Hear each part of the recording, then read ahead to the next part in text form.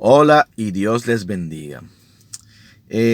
Como decía en el video anterior, comenzaremos a estudiar sobre el nacimiento de Cristo a propósito de las celebraciones que se dan en este tiempo.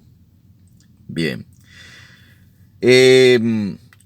Algo que se me quedó por decir en el video pasado sobre este asunto es que aunque nosotros nos reunamos con familiares o amigos, y no necesariamente nuestros familiares o amigos hagan cosas que son conforme a nuestras costumbres, nosotros podemos aún así permanecer en nuestra costumbre, porque esto es algo muy personal.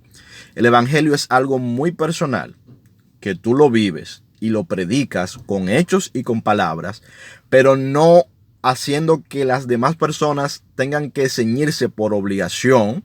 Y de las demás personas, no estoy hablando de tus hijos, ¿verdad? Ni de tu familia interna en tu casa, sino que estoy hablando de tus primos, tus abuelos, tus tíos, tus amigos del trabajo, a esas personas que no son de ese núcleo familiar que tú tienes, el cual, si tú como madre o como padre diriges, ¿verdad?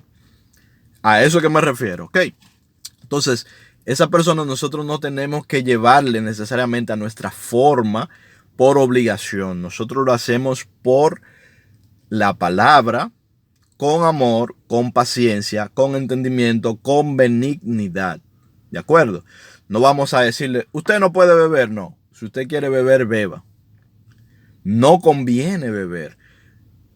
Por ponerte un ejemplo, o sea, beber alcohol, o sea, consumir alcohol o consumirlo en exceso sobre todo, o sea, consumirlo en exceso, que es donde está lo malo, porque recordemos que consumir alcohol no es pecado, pero consumirlo en exceso es pecado y el que lo consume normalmente termina consumiéndolo en exceso, así que nosotros, personalmente trato de abstenerme de ello, aunque gracias a Dios no tengo ningún problema con ello, yo si algún día tomo una copa de vino o algo así me gusta el vino, puede ser 1 o 2 veces al año que lo tomen y lo hago con mi papá normalmente. Con mi papá tomo una copa de vino, no tengo por qué ocultarlo, o 2 en un año.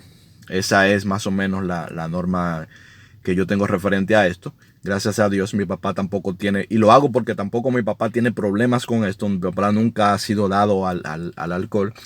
Bueno, por lo menos en lo que yo tengo viéndolo, tal vez lo haya sido cuando era más joven, pero lo que yo tengo viéndolo no ha sido dado al alcohol, gracias le doy a Dios por eso, aunque él se toma de cada tanto en tanto su traguito, ¿verdad?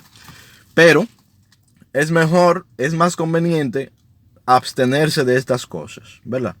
No es pecado tomar un poco, pero es mejor abstenerte de estas cosas. Ahora, eso somos nosotros, eso soy yo. Yo no puedo obligar al otro a que haga lo que yo quiero. ¿Entiendes? Yo no puedo obligar al otro a decirle, por ejemplo, mira, pero no salgas a estar vagabundeando, como dicen, por la calle. Bueno, yo se lo puedo dar como consejo, con amor, con paciencia y con benignidad, pero yo no lo puedo agarrar por un brazo. O sea, cada quien tiene que llevar su vida de la manera que decida. Dios, ¿por qué eso es así? Porque así es como Dios trata con nosotros. Es decir, nosotros no podemos pretender, como cristianos, tratar con los que no son cristianos o los que siéndolo viven de otra manera diferente a la de nosotros, como el mismo Dios nos trata con ellos. Es decir, Dios no anda agarrando a la gente, tú no hagas esto, no hagas aquello y agarrándolo. O sea, Dios lo que le tiene una palabra, tiene una exhortación, ¿verdad? Tiene un consejo, pero no anda atrás de la gente molestándola para que no haga esto, no haga lo otro. De hecho, Dios lo que hace es que le da libertad al hombre para que el hombre haga según como entienda. Esa es la realidad. Despertemos a esa realidad. Entonces, así como es Dios, tenemos que ser nosotros. Damos el consejo, guiamos a la verdad que es Cristo, pero no vamos a atosigar a la gente tampoco. ¿De acuerdo? Entonces, si nosotros estamos en esas situaciones, sé tú la luz allí. Vamos nosotros a ser la luz. Pero la luz verdadera. Y la luz es con amor, como les digo, con paciencia y con benignidad. Y vamos nosotros a aportar esa parte. Si hay allí quien quiere poner una música que tal vez a ti no te agrade, Pero hay otras personas que sí les agrada, sea de la familia o de lo que sea. Bueno, si están de acuerdo en poner esa música, pues la van a poner. Resiste, dice la palabra. Resiste aquello por amor de ellos. Entonces, ¿qué tú vas a hacer? Hagamos la parte que entonces a nosotros nos corresponde. Cuando vayamos a la comida, llamemos a una lectura de la palabra.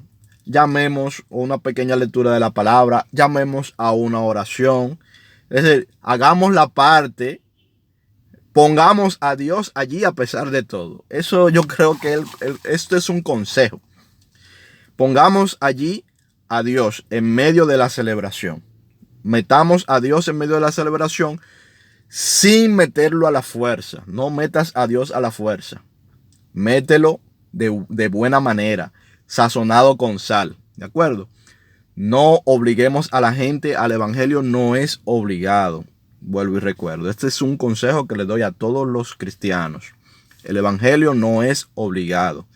Pero en estas celebraciones tú tienes una muy buena razón para hablar de Dios, aunque sea un poco o aunque sea mucho, ¿verdad? Porque se supone que se está celebrando el nacimiento de Cristo. Bien, y también para orar, aprovechar y orar. Hay gente que probablemente tienen años que no oran, ¿verdad? Estarán haciendo lo que sea, estarán comportándose de cualquier manera, pero tal vez tienen años que no oran. Tal vez ese día es que tú tienes la oportunidad de por lo menos llevarlo a oración a tus amigos, a tus familiares, quién sabe. Dios obra de manera misteriosa. Entonces, pongamos lo bueno. Eso es lo que tenemos que hacer. Pongamos ese grano de arena, vamos a decirlo así. Entonces, vamos a comenzar en Lucas capítulo 1, del verso 1 al verso 4.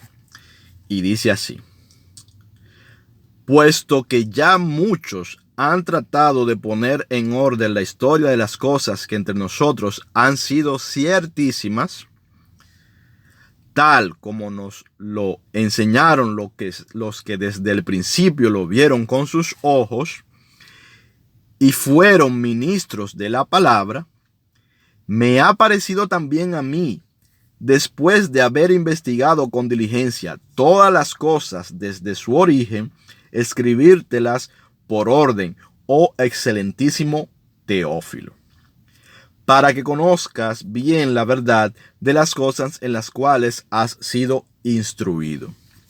Entonces vemos que este evangelio fue escrito y es dedicado a un tal Teófilo. Hay muchas teorías sobre quién es Teófilo. Algunos dicen que solamente atañe al significado de la palabra Teófilo, que vendría siendo amado de Dios, ¿verdad? Otros dicen que se refiere a un general romano, a un gobernador o a un judío, a uno de los judíos importantes. Hay muchas teorías. La cuestión es que está dedicado a un tal Teófilo, ¿verdad? Y también podemos ver aquí que el libro de Lucas es un testimonio que, según lo que se entiende, viene principalmente de Lucas, pero no es Lucas el que lo escribe.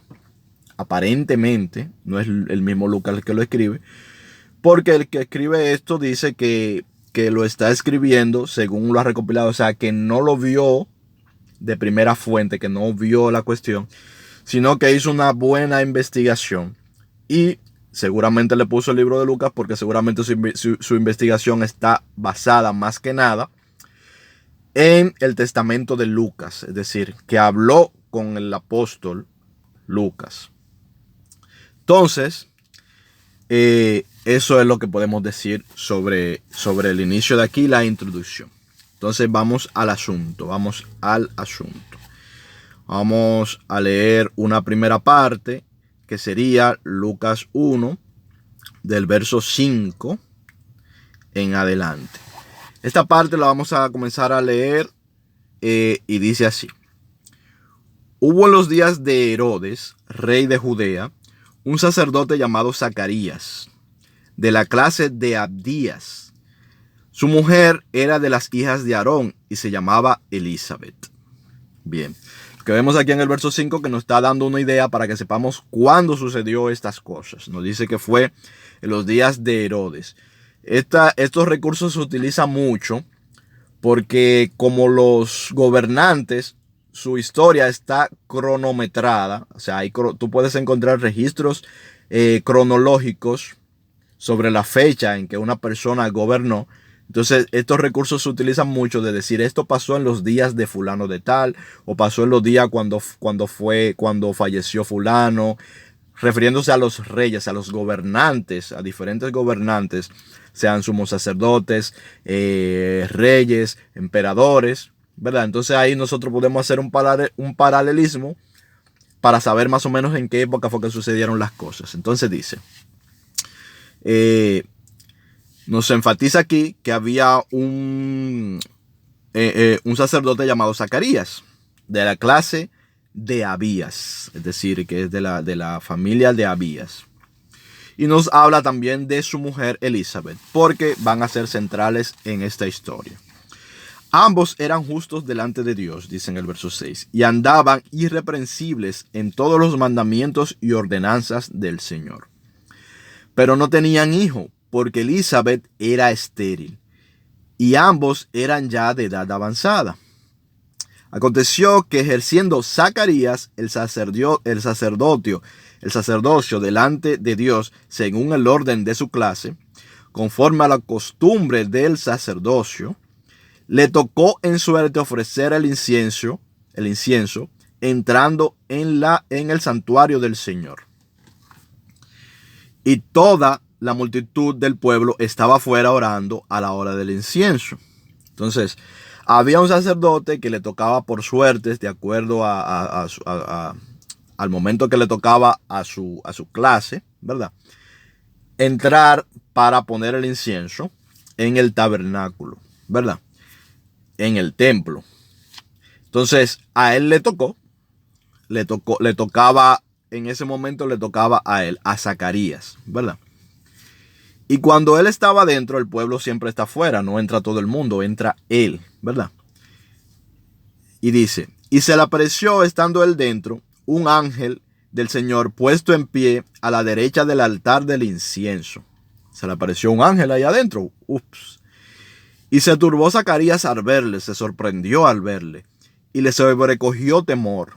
Wow, apareció un ángel aquí, ¿verdad? Y lo vio allá adentro, no hay más nadie allá adentro, nadie puede entrar ahí, ¿verdad? Dice en el verso 13, pero el ángel le dijo, Zacarías, no temas, porque tu oración ha sido oída. Y tu mujer Elizabeth te dará a luz un hijo y llamarás su nombre Juan. Esto le dice el ángel le dice, tu mujer Elizabeth te dará a luz un hijo y llamarás su nombre Juan. Recordemos que Elizabeth era estéril y que ellos no tenían hijos, ¿verdad? Y dice, y tendrás gozo y alegría, y muchos se regocijarán de su nacimiento. Muchos se alegrarán del nacimiento ¿de quién? De Juan. Porque será grande delante de Dios. No beberá vino ni sidra, y será lleno del Espíritu Santo aún desde el vientre de su madre. Entonces vemos que esto es un nacimiento especial. Juan, dice, va a ser lleno del Espíritu Santo aún desde el vientre de su madre, le dice a Zacarías. Este es un nacimiento muy especial el que viene. Y viene de una mujer que es estéril. Y dice en el 16. Y hará que muchos de los hijos de Israel se conviertan al Señor Dios de ellos. E irá delante de él con el espíritu y el poder de Elías, para hacer volver los corazones de los padres a los hijos, y de los rebeldes a la prudencia de los justos, para preparar al Señor un pueblo bien dispuesto. Entonces, este es el anuncio del ángel a Zacarías, que va a concebir su esposa un hijo. A pesar de la edad que tiene, a pesar de que es estéril, los dos son ya muy viejos. Este es el anuncio del ángel a Zacarías. Entonces vamos a seguir leyendo porque sigue siendo interesante. Y dice, dijo Zacarías al ángel. Zacarías le responde, ¿en qué conoceré esto? Es decir, ¿cómo voy a saber que de verdad esto va a pasar? Y le dice, porque yo soy viejo y mi mujer es de edad avanzada. Es decir, ¿qué señal tú me das de que esto va a pasar? Bueno, respondiendo el ángel le dijo, yo soy Gabriel. Ya vemos aquí quién es el ángel. Es el ángel Gabriel el que se le presenta. Dice, yo soy Gabriel, que estoy delante de Dios. Y he sido enviado a hablarte y darte estas buenas nuevas, estas buenas noticias, ¿verdad?